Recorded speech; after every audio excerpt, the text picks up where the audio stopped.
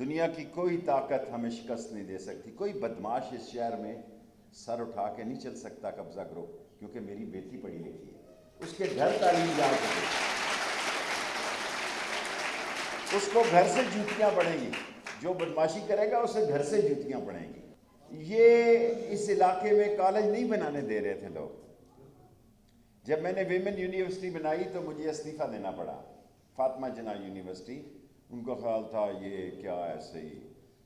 آج راول پنڈی کا بچیوں کا تعلیمی معیار اتنا ہائی ہو گیا ہے کہ یونیورسٹی میں 92% پہ میرٹ آ گیا ہے.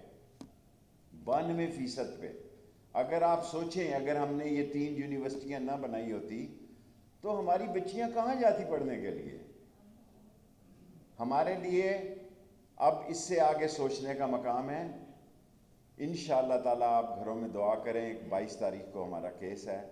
ایک تاریخی خوبصورت آخری کالج بناؤں گا 35 کروڑ روپے کی لاگت سے انشاءاللہ. اب ہم سوچ رہے ہیں کیونکہ ہماری بچیاں بہت نمبر لے رہی ہیں، بہت ساتھ کے کالج اور سکول میں 5000 بچیاں پڑھ رہی ہیں. سو ہم ایک ایسا بجٹ، ایسا فنڈ ریز کرنے لگے ہیں کہ جو ہماری بیٹی باہر کے ملک میں پڑھنے جائے، پڑھنے کے لیے اس کا اگر اس کو داخلہ مل جائے اور اگر اس کے پاس پیسے نہ ہوں تو وہ لال ویلی پیسے دے گی، اس کی ساری تعلیم دے گی. اگر ہم نے اس شہر کی غربت ختم کرنی ہے تو ہمیں تعلیم کو عام کرنا ہوگا. یہ ہمارا 50 سالہ منصوبہ تھا جس کو اس ڈھوک دلال کے کالج کے بعد اللہ نے مکمل کر دیا ہے. اب ہم ہاسپٹلس کی طرف جا رہے ہیں. آئندہ 20 سال کی منصوبہ بندی ہم نے کی ہے کہ 3 یونیورسٹیاں اور 60 کالجز.